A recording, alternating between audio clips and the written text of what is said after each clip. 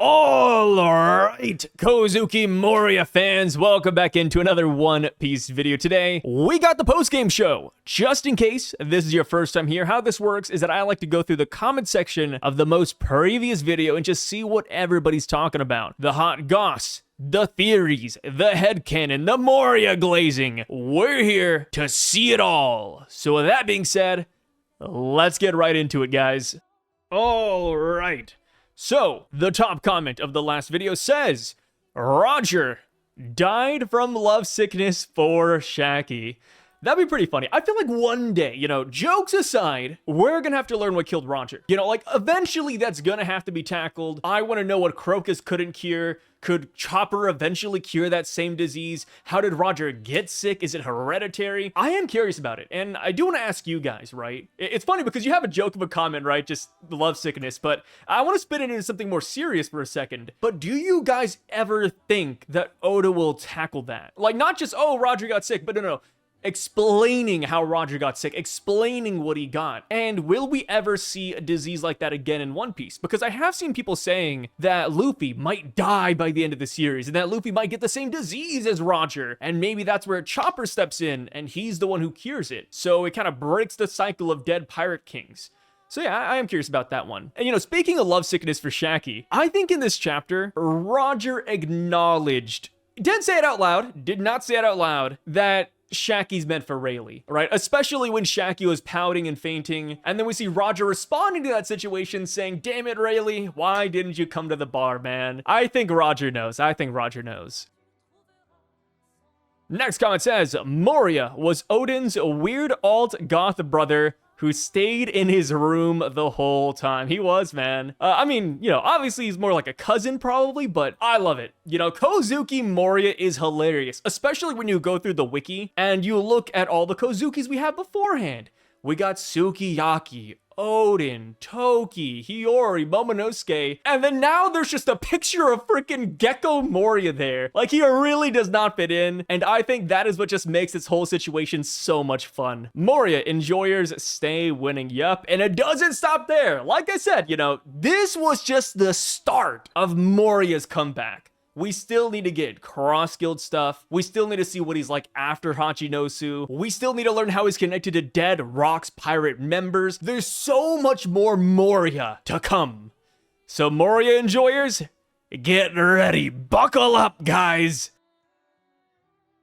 This one says, oh yes, 20 minutes out of 40 minutes talking about Moria. Good time to be a Moria fan. Also, remember that Oda didn't reveal the cook of the Roger Pirates in the latest SBS.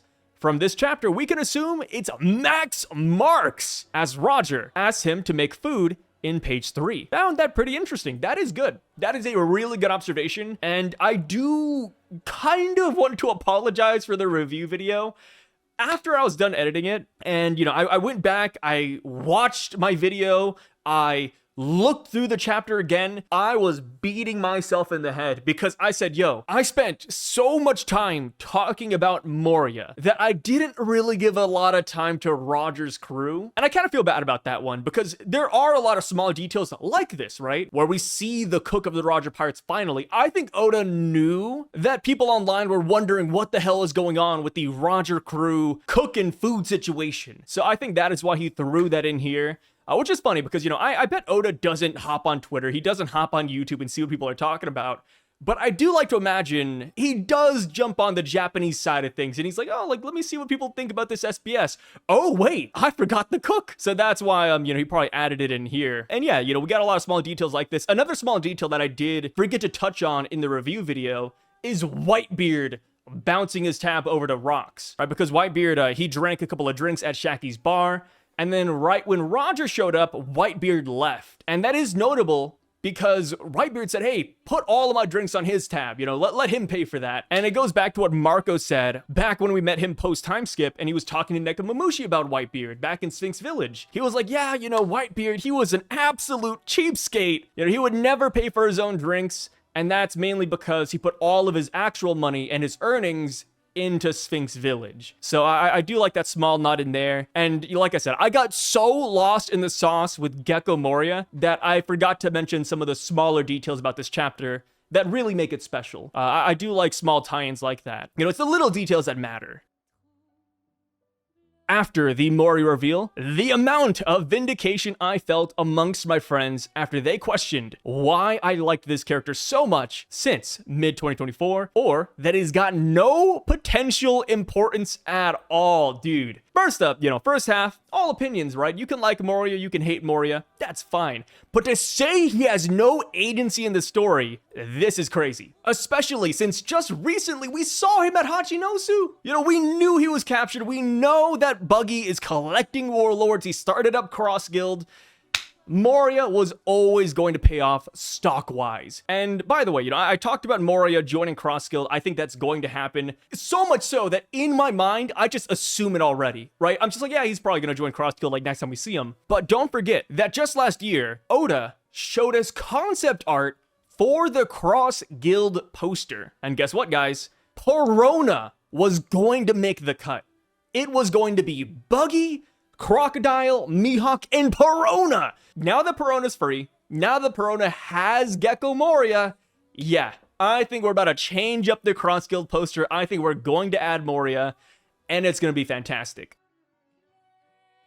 Next comment says, what if Moria finds out that Luffy freed Wano, his homeland, and ends up joining Luffy instead for the final war, and that ends up being the main reason that the ancient weapon ends up being able to be used by Momo and the Straw Hats? Oh, I think that could happen. I don't think that Moria is going to join up with Luffy. I think he's still going to be working for Cross Guild. Like I said, I have my own headcanon about that, but I can see Cross Guild being allied with Luffy, right? You know, thinking back to like Crocodile, Buggy, Moria, Mihawk to an extent, even Doflamingo, I can see there being reasons why Cross Guild would want to assist the Straw Hats.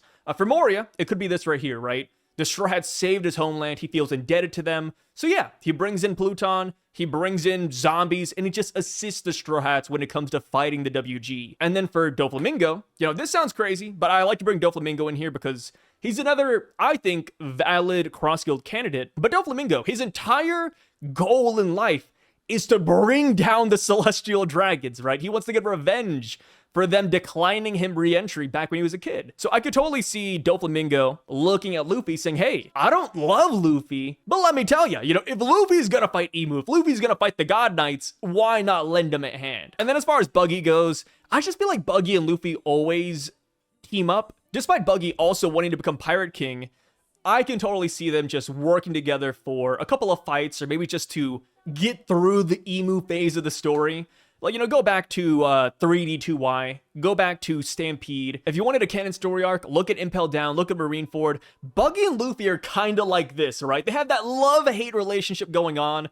So yeah, if Cross Guild does work with Luffy at the end of the story for just a little bit, I think that would make sense. And the reason I want to say just a little bit is because, of course, they're both gunning to become Pirate King. They both have their own ambitions. They will clash eventually, but maybe for a small period of time, their goals just align. And I can see that being the case for many pirate groups, not just Cross Guild, maybe even Shanks's group, you know, to a more extreme extent, maybe even Blackbeard? Blackbeard and Luffy versus Emu. I don't think it'd be that crazy. You know, I don't think people would love the team up, but I just don't think it's impossible. It's not a 0% chance, right? That's how I always see One Piece, right? I see these theories in terms of percentages, and Moria helping Luffy, I say give it like 70%. Blackbeard and Luffy teaming up against Emu, I say give it like 50%. It's not bad. It's not bad. KOZUKI Moria was at God Valley confirmed. I don't know. That's a tough one. Was Moria at God Valley? How old was Moria by the time God Valley happened? He should only be about 12 years old, right? Because Moria's 50, God Valley happened 38 years ago. Yeah, he's only 12. I don't think he was there. I think that he maybe came in later and started looting the bodies. You gotta keep in mind, right? Moria was born in the West Blue and then later raised in Ringo. We don't know when he got to Wano. So for all we know, Moria is still in the West Blue at this point in time, and maybe God Valley is the island right next to Moria's hometown, and that is how he has so many dead Rocks Pirate members. Or maybe he just looted those bodies afterwards. So, this comment says, ooh, it's a long one. Majin, God Valley, with its shape and all the rockiness instantly reminded me of the Dragon Island from How to Train Your Dragon. If you look at the mountainous dragon nests in fiction, they resemble God Valley in many ways. I think the outrageous discovery Garling mentioned was real dragons.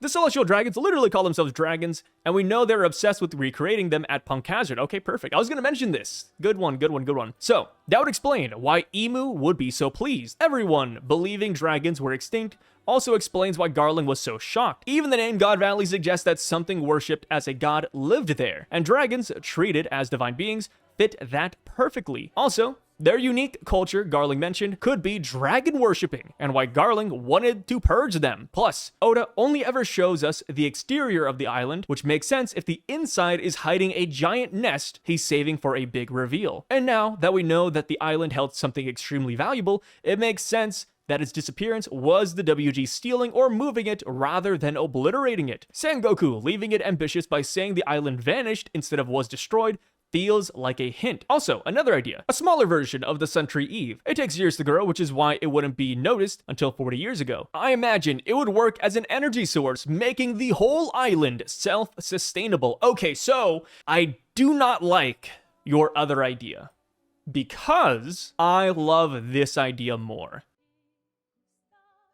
Dragons in One Piece. This is true. Like I said, if you didn't mention it, I was going to bring it up. But Punk Hazard. The Celestial Dragons absolutely loved the red and the green dragon that Vegapunk made. Brownbeard said that the Celestial Dragons loved those creatures so much that they gave them unique names. Names, mind you, that to this very day, we still do not know of. If you go to the wiki, I think they call them Dragon number 14 and 13 or Subject 1314, but those are not the names that the CDs gave them.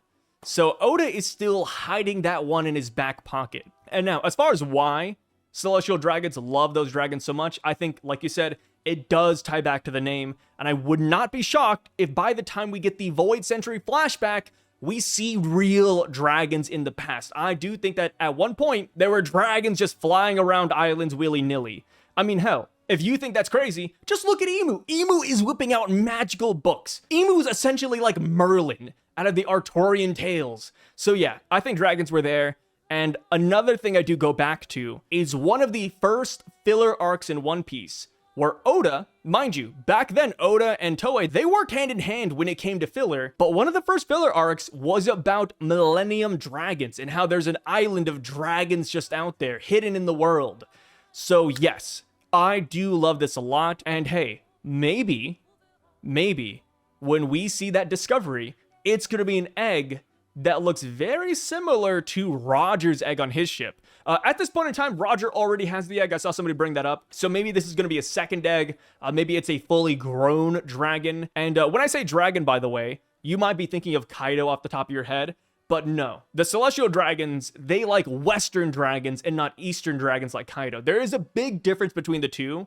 So I think we will get a lot more Western dragons as time goes on. And yeah, because dragons should be extinct at this point in time, I can totally see that being the reason why Emu would love this discovery. He could say, whoa, a dragon? I haven't seen one of these for the past 800 to 900 years, man. That brings me back. I think this is an amazing theory. Top down, A1 theory. Got my stamp of approval on that one. I truly believe it. And that's mainly because I have no other theories of my own. At first, I thought it might be the woman, but that wouldn't make sense because, of course, like I said, Garling could just bring her back. If she really was a grand treasure, why not just kidnap her? And I think that goes for most things too, right? Like, if it's a small treasure, Garling should just be able to yank it back with him to the homeland. So it's got to be something semi-immovable, which could be a dragon, right? Maybe Garling sees this and he's like, yeah, I'm not going to fight the dragon. I'll just let Emu see this for themselves. The next comment says, Moria and Hiyori being cousins is crazy. Yeah, it is. And hey, you know, I know a lot of people do not like to think about ships in One Piece, but here's the thing, right? If the Straw Hats ever do get into relationships one day, you know, 20, 30, 40 years into the future after, you know, they complete their journey, I could see Zoro getting with Hiyori. You know, I could see Zoro planting his seed in Wano. And if that happens, I mean, Zoro and Moria, you know, they could end up as relatives in some weird manner. which I think would be pretty fun. And I mean, hell, another ship people talk about all the time is Sanji and Pudding. And if that ever happens, right, if that ever happens 20, 30 years into the future, I mean, Sanji ends up becoming Big Mom's son to an extent. So it wouldn't be the craziest if Moria and Zoro get that connection. So this one says, to add on to the Perona part, could her awakening be the key to curing the smile victims? Her fruit suppresses positive emotions. The smile fruit causes their users to become so overwhelmed with laughter they can't control it. What if her awakening left some effect on the victims of the smile that end up neutralizing its curse? Yes, I've seen this theory floating around, and I am a big fan of it. Because, you know, while Oda went out in an SBS and he said, hey, at least they're smiling and they're happy, and at least Wano is free, I don't agree with that. You know, like, cure these guys, Chopper. Vegapunk, somebody please. So I would love it if Perona comes here to Wano with Moria and they do cure the citizens. Like, imagine that's how much Moria cares about these people, right? Moria sees the smile victims and he's like, hey, Perona, can you help fix my country? And Perona says yes, because of course Moria's like her dad. And this could be a great plot point. Of course, I do think this would make Chopper look a little bit bad, but you could just say Oda wanted to nerf Chopper for a little bit so that Perona could get a nice time in the spotlight. And then Chopper could just shine somewhere else later down the road, right? When you think about Perona and Chopper, Chopper will always have more and more instances where he can shine with his medicinal skills. But Perona, on the other hand, like, let's be real. As much as I love Perona, how many chances will she actually get to shine in the story moving forward? So yeah, let's give this Perona. That would be a massive W. And then, of course, right, you know, you gotta imagine, Zoro does care about the people of Ringo. You know, Zoro also wanted to find some sort of cure or to help the people of Ringo. And if Perona is the one who fixes them, Oda's cooking. Oda would be cooking if this was the case. And you know what? This right here, this doesn't even have to be a big plot point. This could just be an addition to the cover page story. If Moria comes here during the cover page journey with Yamato, W's. I think the red-haired woman's family line is what was special. Garling got her prego, potentially ordered by Imu. Shanks and Shamrock were prizes for the competition to be raised by the strongest, eventually becoming Imu's puppets. We know Shanks was labeled a child of destiny. Shamrock probably would be as well, which ties to the bloodline and Imu's plans for it. Wow, what a great mission. Garling! I need you to lay your seed like Genghis Khan. Any red-haired woman you find, just... That'd be crazy, dude. Do you think that hockey would be utilized in sexual intercourse? I don't know. I guess it depends on what kind of woman you're with, right? Like, if you were to mate with Big Mom, I think you would need to pull out that advanced cock, right? That advanced COC. But for just a regular red-haired woman, I don't know. Maybe Garling has to hold back. You know, Garling, if Garling can transform like the rest of the Gorosei and some of the God Knights, imagine him having to fight his Zoan powers or fighting his demon inside. Like, if you're a Zoan, like Lucci, for example, do you have to fight the urge to growl during sex? I wonder. And then another thing we have to think about is, what if the woman likes having sex with you in your Zoan form more than your human form? Would you be ashamed of that? Would that be an L? Like, imagine you're about to get down and dirty with some gal, and she says, Jonathan, please, we did this yesterday in your human form. Please whip out the boar form. Do it, please. I don't know, man. You know, like, I mean, I guess that's still you, so it's fine, right? But we do know that Zoans have a will of their own. So if you do it in Zoan form, is it you doing it, or is it the Zoan doing it?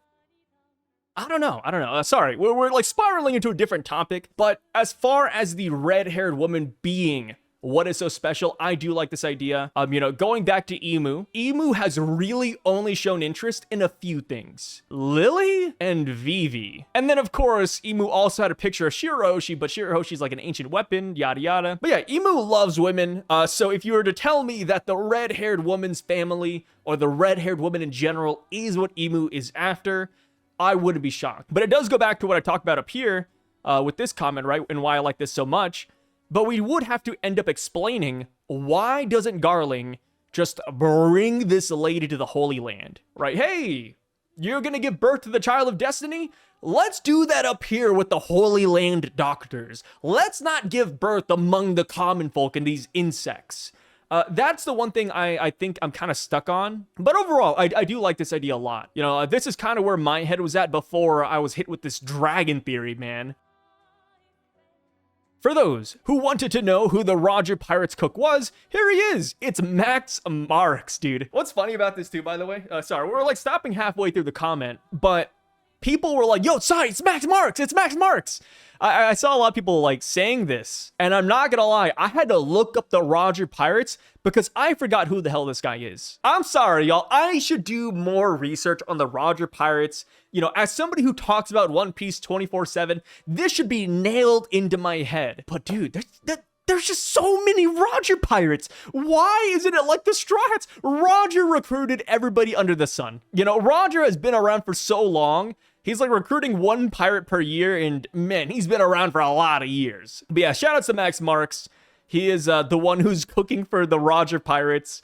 And I guess at this point, you know, is this going to be a character that Sanji has to surpass? Imagine that. I think it would be cool, though. Jokes aside, if after Elbaf, Sanji cooks a meal for Scopper, and Scopper says, wow, this is way better than anything Max Marks could do. Or maybe he disses Sanji, you know, because I do think whenever you get hit with some bad news or, you know, somebody says you're weak, that gives you opportunities to get stronger. Maybe Scopper spits out Sanji's food. Pah, pah! Sanji, that's disgusting. Max Marks would have done this. And then Sanji gets buffed. You know, Sanji starts training up his new Kama Kempo recipes, his, you know, medicinal foods, his strength pill foods. I don't even know what to call them anymore. I'm just getting lost. And yeah, maybe Sanji does get something out of this. Next up, they say Oda has said that those he revealed the role of in the SPS were the most important members of the Roger Pirates. But that doesn't mean they were the only ones who had roles in the Roger Pirates. That is true. That is absolutely true. And, you know, going back to what I said earlier, I think Oda just kind of forgot to add in the cook role, because that's kind of important, right? I feel like this is kind of important, but, you know, Oda just might have forgotten. And plus, like I said, there's so many Roger Pirates, I doubt he wanted to list every single one of them too. But maybe that's my cope. This says, Moria stood on business. Meanwhile, Oden was dancing for 5 years. He earned getting cooked, and his stocks are going further down. What's funny is that if you go back to chapter 969, the chapter where Oda showed Moria and Ringo fighting Kaido, the very next panel, I shit you not, is Oden dancing naked. You know, it's side by side. Moria fighting for his life and his country, and then Oden dancing. You know, it's tough though, right? Because for Oden, he's like King Harold in this situation. Oden thought that he was doing something good. He believed that he was saving Wano hostages, so that's why he was doing it. And then plus, Orochi and Kaido said that they would leave Wano after 5 years. Oden just wanted to believe in that promise. Of course, though, we know what happened to that promise. Orochi essentially shoved it up Oden's ass, but he still wanted to go about things his way. You know, I can't hate Oden for dancing for 5 years because his heart was in the right place, but his head wasn't. You know, it's give and take, and I can't exactly hate it. I mean, his heart was in the right place, but his head was on vacation, right? His brain just shut off when he made that deal. And the worst part, right?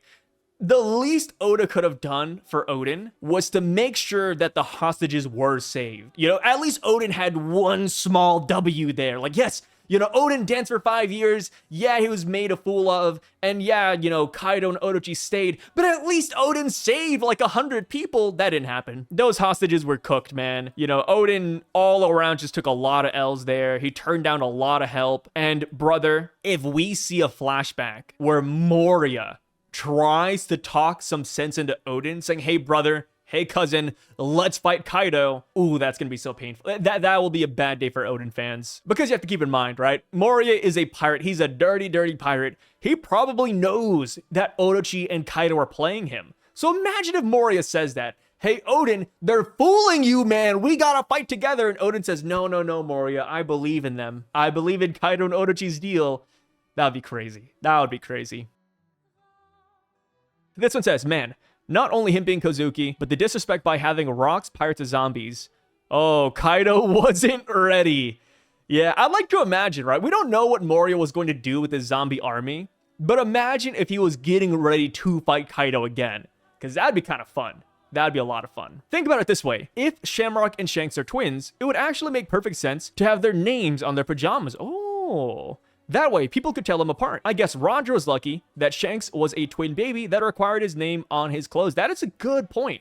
That is solid. And this goes back to what I said in the video, because I was wondering how Roger perfectly nailed Shanks's name. Because this right here is something people were talking about, right? Like, oh, you know, maybe when Shanks visits his brother or his dad in the current day, we'll learn about his real celestial dragon name. But no, it's his real name. And since that's the case, how did Roger know? Well, it could just be this right here. They had their names on their pajamas because they're twins, and the mom didn't want to get them confused. That cover page was a wild ride. Hype chapter title, crazy Moria reveal, and then finishing it off with an epithet drop. This alone could sustain Sai for many videos. Yeah, I do feel a little bit bad because I think there are people out there who don't like Moria. So they're like, man, Sai is just constantly talking about this shadow bastard, but I love him, dude. You know, I went through the other day and I ranked my favorite characters in One Piece. Of course, the list changes with every new drop we get, but I did go down and I listed it, and Moria is in my top 10. At first, I had him at around rank 7, but I will admit, after this reveal, Moria jumped to 4th place. Maybe one day I'll do a video talking about my favorite characters, but yeah, Moria's up there. He always has been, and he just keeps on raising, like he's raising the dead. Mihawk earns favor with Perona. Crocodile gets an army that's actually strong. Buggy gets a poneglyph reader. This works better than I expected, yes. And that is why I think this reveal is so massive, right? This isn't just like a one-liner like, oh, KOZUKI Moria. In hindsight, Moria's pretty cool. No, no, no. This has major implications for the rest of the story. We, as an audience, were wondering how Buggy was going to find the One Piece without a poneglyph reader. And I'm gonna admit it, guys, I hate the idea that whenever somebody wants to go to Laugh Tale, it immediately has to jump to, ooh, they're gonna kidnap Robin. Ooh, Robin's gonna get kidnapped. Like, I think that was a great plot point back in Enies Lobby. But now that we're in Elbaf, now that we're in the final saga, it's like, okay, we're not gonna repeat the kidnapping Robin arc again. That's not gonna happen. There has to be another way to read the poneglyph. And boom, KOZUKI Moria pops up. We have putting a member of the Three-Eyed Tribe potentially awakening. More options are opening up as time goes on. And then, of course, we have the Voice of All Things, where you can just listen into a poneglyph, which we still don't know what that's about. But yeah, now that we have 3 out of the 4 Yonkos having poneglyph readers, all we need now is to learn how Shanks is going to decipher the poneglyphs. Can Shanks use the Voice of All Things? Does Shanks have special celestial dragon knowledge that allows him to read the poneglyphs? Does somebody on Shanks' crew have that ability? That is what I'm looking forward to now. Moria isn't even a bad guy currently. He was doing his job as a warlord, unlike most other warlords, surprisingly enough. Yes, dude. I love when people bring this up, but it's so true. Moria was probably the only warlord who took his job seriously. And guess what that got him? That got him put on a hit list by the higher ups. Are you kidding me? I get it, right? Doflamingo said, oh, you know, you're too weak to be a warlord. It's time to kill you. And then we had the pacifistas surrounding Moria. And it's like, okay, maybe there's a deeper reasoning for that. It could be because of his Kage no Mi. It could be because he is KOZUKI Moria. But it's like, bro, at the end of the day, Moria was obedient. You know, Moria went to Marineford with a smile on his face. He was the one guy who actively was not fighting other Marines. He was the one guy who was actively trying to attack the Whitebeard pirates. You can't say that about Mihawk. You can't say that about Boa Hancock. Doflamingo was over here controlling other Marines too. Like, brother, so many warlords are not helpful. Moria was helpful. And my God, the Marines treated him awfully. Since Garling was, or still is, the Supreme Commander of the God Knights and just recently became a Gorosei, it would make sense for the former Supreme Commander to also become a current Gorosei. My guess would be Jupiter. Yes, I do believe this as well. Coming into this chapter, this was one of my predictions right here, that we would get a brand new Gorosei member, and then later on, that would open up a spot for Jupiter. But now that we have this chapter, and we saw Garling talking to the Gorosei, of course, we don't see the front of their heads, we don't see their faces. One of them, or at least the one that's standing up, that does resemble Jupiter. I've seen people saying that's Marcus Mars, but there's two people standing up, so I think the other one is Jupiter. So I don't think that Jupiter is a god knight at the time, but I do agree with this mindset. And I want to say that I do think, though, even if this theory isn't true, even if this is not true up here, I do think that Jupiter was at God Valley. And I think Jupiter might have witnessed something nefarious that Garling did. Of course, we're getting into headcanon territory now with this, but out of all of the Gorosei, when Garling got promoted, Jupiter had the biggest reaction of shock, right? And I think that will be meaningful. I think Jupiter might know how dastardly Garling actually is. Like, even for a celestial dragon, I think that Garling is a little bit more extreme than most. But, like I said, that's my own headcanon. Am I the only one who thinks baby Shamrock looks like baby Bonnie? This, along with the male version of Bonnie from the SBS, makes the theory that he's her father even stronger in my opinion. I agree. You know, ever since we learned about Bonnie's origins, a lot of people, myself included, we've been going back to that SBS, looking at Bonnie saying, wow, she does look like Shanks. And if that's the case, Garling could be the father, right? I mean, Garling is an absent father already to Shanks and Shamrock, so there's a good chance he's the same way to Bonnie as well. As far as why Garling puts so much onus on Shanks and Shamrock and not Bonnie, it could be because he wants boys and not girls. You know, maybe he's that type of dad where he's like, hey, I always wanted a son. I don't want this girl. Get out of here. Or maybe, you know, we still don't know the origins of the red-haired woman. We don't know if she's nobility yet. So maybe that's why he kept Shanks and Shamrock and he got rid of Bonnie, because Bonnie came from a peasant girl. But yeah, either way, I think this can back up this theory. The only problem, and this is just me, you know, being, not argumentative. No, that's not the right way to put it. Me being skeptical, you know, me wanting to, you know, cross my T's and dot my I's. We could also just say, though, that that's how Oda draws babies. Like, there's not a lot of ways to draw babies in One Piece style, so it could just be a coincidence. But, you know, as somebody who does believe in this theory, I like it. You know, I do like this a lot.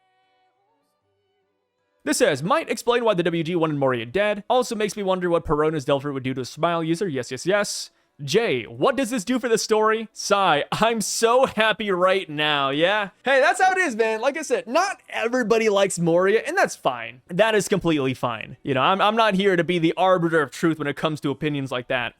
But with that being said, thank you guys so much for joining me in this video. I really freaking appreciate it. Thank you guys for all the comments out there. You know, of course, I always say this, but it is true. It is an objective fact. But without your comments and opinions and theories, we would not have a video today. So yeah, I love the community we have here. In the next couple of days, we'll do a poll video, I think. It's weird because like spoilers drop on Tuesday and I read spoilers. So doing a poll video that could, you know, touch on those subjects, it's tough. I might do it anyways. We'll see. But with that being said though, guys, thank you so much for joining me on this adventure. I appreciate it as per usual. Make sure to check out my side channels down below. It'll all be linked. But if you don't want to click links and you just want to search it up, I have a gaming channel here on YouTube called Syvduck, Syvduck. I also stream over on Syvduck at Twitch every other night. And I also have an anime reaction channel here on YouTube called Somnus React. So make sure to search those up or just click the links in the description. I'll catch y'all later. You guys stay safe and peace out, brother.